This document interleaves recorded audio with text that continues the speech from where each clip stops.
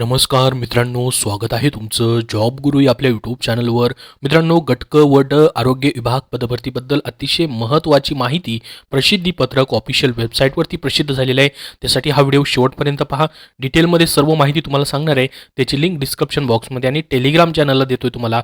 तर बघा मित्रांनो, महाराष्ट्र शासनाच्या आरोग्य विभागाचं हे 19/1/2024चं आक्षेप हरकतीबाबत परिपत्रक आलेलं आहे. याच्यामध्ये मित्रांनो खूप डिटेलमध्ये त्यांनी सर्व माहिती दिलेली आहे. तर तुमचं आता मित्रांनो फायनल ॲन्सर की जी आहे ती फायनलच राहणार आहे. त्यामध्ये कुठलेही बदल केले जाणार नाहीत. म्हणजे पुढचे जे तुमचे निकाल आहेत मित्रांनो, नॉर्मलायझेशन प्रोसेस जी आहे त्यांनी चालू केलेली असावी आणि तुमचे रिझल्ट देखील खूप लवकर लागतील आता मित्रांनो.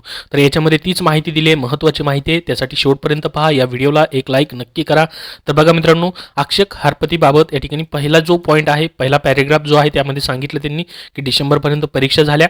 त्याच्यानंतर दुसऱ्या पॅरेग्राफमध्ये सांगितलेलं आहे की तुमची पहिल्या आन्सर की आम्ही उपलब्ध करून दिलेले, त्याच्यावरती तुमच्याकडून आक्षेप मागवलेली होते. तिसऱ्या पॅरेग्राफमध्ये सांगितलं आक्षेप मागवल्यानंतर TCS कंपनीचे जे तज्ज्ञ आहेत त्यांच्यामार्फत आम्ही आक्षेप जे आहेत या ठिकाणी निकाली काढलेले आहेत, स्वीकृत झाले होते ते. आणि त्याच्यानंतर आम्ही जे आहे एक HTML लिंक पोस्ट ऑब्जेक्शन सुधारित उत्तरपत्रिका जी आहे आम्ही प्रसिद्ध केली. चौथ्या पॅरेग्राफमध्ये ते सांगतायत की आता जे आहे मित्रांनो या ठिकाणी त्या पदांचे ऑब्जेक्शन समरी आणि व्हॅलिड ऑब्जेक्शन डिटेल जे आहेत या प्रसिद्धी पत्रकात आम्ही काय करतोय तुम्हाला देतोय.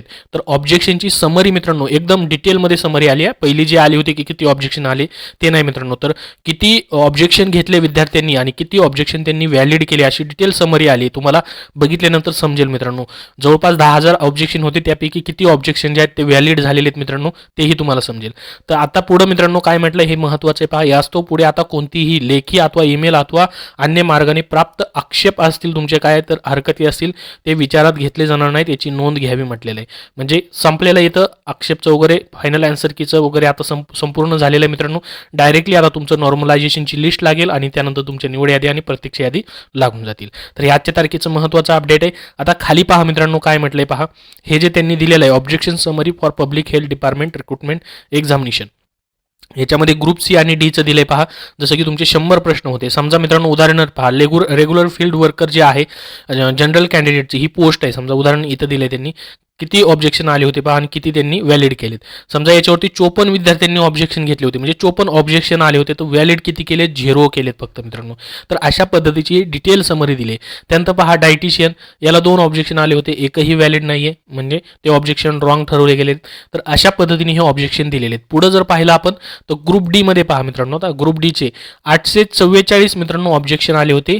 ग्रुप D मध्ये 844 आले ते, त्यापैकी फक्त 3 ऑब्जेक्शन मित्रांनो काय केलेत? व्हॅलिड ठेवलेले आहेत. म्हणजे बाकी सर्व मित्रांनो टोटल ऑब्जेक्शन रिसिव्ह झाले होते. नंबर ऑफ व्हॅलिड ऑब्जेक्शन म्हणजे बराबर ऑब्जेक्शन इथं दिलेत पहा. आणि ग्रुप D पोस्टमध्ये अजून 695 ऑब्जेक्शन आले होते, त्यापैकी 5 ऑब्जेक्शन व्हॅलिड ठरवलेत, तेथे मार्क दिलेले आहेत सर्व. मग हे ऑब्जेक्शन जे आले मित्रांनो सर्वांना त्याचे मार्क्स काय होतात? भेटतात. त्यानंतर पुढं पहा अजून मित्रांनो टोटल ऑब्जेक्शन किती आले होते? 10,736, त्यापैकी फक्त 212 ऑब्जेक्शन जे आहेत गट क आणि ड दोन्ही मिळून व्हॅलिड ठरवलेत, बाकी सर्व रॉंग ऑब्जेक्शन या ठिकाणी आहेत. फुल मार्क 125 मार्क जे आहेत सर्व मिळून देण्यात आलेले आहेत. त्यानंतर आता तुमचे जे ऑब्जेक्शन तुम्ही घेतलं होतं, समजा मित्रांनो तुमचं जे पद आहे त्याचं नाव दिलं, जसं समजा उदाहरणार्थ स्टाफ नर्स हे पद आहे, तर त्याला कुठल्या प्रश्नावरती ऑब्जेक्शन कुठल्या शिफ्टमध्ये घेतलेले किंवा प्रश्नपत्रिकेतला जो प्रश्न आहे त्याला मार्क भेटलेत का, आन्सर की चेंज झाले का, किंवा मार्क्स भेटलेत की काय झालंय, फुल मार्क्स भेटलेत का, त्याचं दिलंय या ठिकाणी पहा. सर्वांना हे समजेल मित्रांनो, कारण की कुणी ऑब्जेक्शन घेतलंय, आता कोणत्या शिफ्टमध्ये सर्वांना वेगवेगळ्या प्रश्नपत्रिका होता, त्यामुळं सर्वांसाठी ही माहिती आहे. जे जे पदांसाठी अप्लाय केलेलं आहे त्यांच्यासाठी सर्वांनी या ठिकाणी क्वेश्चन ID देखील चेक करू शकता. पुढे तुम्हाला शिफ्ट देखील दिलेले पहा. असं प्रत्येकाचं दिलेलं आहे. ग्रुप Dचं पण दिलंय पहा. ग्रुप D मध्ये शिफ्ट 1 मध्ये कुठले क्वेश्चन होते, त्याला कुठले किती मार्क्स भेटलेले आहेत ते इथं पुढे दिलेलं आहे. फुल मार्क्स भेटले की आन्सर की चेंज झाले तेही दिलेलं आहे. ॲक्शन काय घेतली गेलेली त्याच्यावर. शिफ्ट 1 असेल 30 डिसेंबरला झालेली, त्याचे मग क्वेश्चन ID जे आहेत इथं दिलेले आहेत. शिफ्ट 2 मधलं दिले, ग्रुप Dचं शिफ्ट 3 मधलं दिलेलं आहे. अशा पद्धतीने या ठिकाणी दिलेलं आहे. तर हे सर्व मित्रांनो ऑब्जेक्शन समरी आलेली आहे. म्हणजे यांची प्रोसेस जी आहे पुढची प्रोसेस मित्रांनो सुरू झालेली आहे. याच्यानंतर तुमचे जे निकालाबद्दल जसं अपडेट मित्रांनो प्रसिद्ध होईल तसं तुमच्यापर्यंत शेअर केलं जाईल. तर जी माहिती प्रसिद्ध झालेली आहे तीच माहिती मी तुम्हाला सांगितलेली आहे. सध्याचं लेटेस्ट अपडेट गट क व ड बद्दलचं निकालाबद्दल मी सकाळच्या व्हिडिओमध्येच तुम्हाला माहिती सांगितलेली आहे की लवकरच याचा निकाल लागणार आहे. कट ऑफ बद्दलही सांगितलेलं आहे. अजून या व्यतिरिक्त काय प्रश्न तुमचे असतील तर कमेंट बॉक्समध्ये नक्की विचारा. हा व्हिडिओ नक्की लाईक करा व शेअर करा आणि चॅनलला पुढील अपडेटसाठी सबस्क्राईब करून ठेवा. धन्यवाद.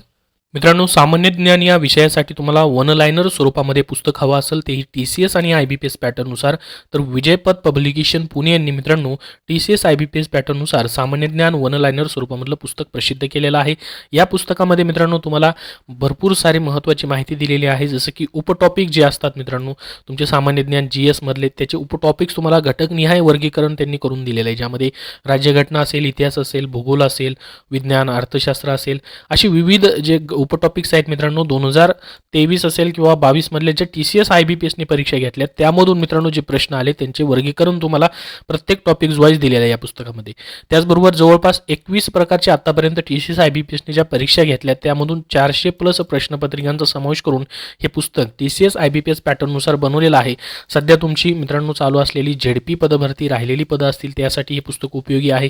कारागृह पदभरती असेल, आदिवासी विकास विभाग पदभरती असेल, त्याचबरोबर मित्रांनो GMC पदभरती असेल किंवा इतर मित्रांनो जसं की अजून जाहिराती महानगरपालिकेच्या प्रसिद्ध होत आहेत, त्याचबरोबर तुमची सरळ सेवेची पुरवठा निरीक्षक पदभरती असेल, अशा विविध पदांमध्ये परीक्षांमध्ये तुम्हाला सामान्य ज्ञान GS हा विषय कॉमन विषय आहे मित्रांनो. त्याच्यामध्ये पैकीच्या पैकी गुण घेण्यासाठी हे पुस्तक तुम्ही वापरू शकता. विजयपथ पब्लिकेशन पुणे यांचं द्वितीय आवृत्तीचं मित्रांनो हे पुस्तक पूर्ण मार्केटमध्ये महाराष्ट्राच्या कुठल्याही बुक स्टोअरमध्ये उपलब्ध आहे किंवा ऑनलाईन देखील तुम्ही खरेदी करू शकता. विजयपथ पब्लिकेशन पुणे यांचं हे पुस्तक आहे.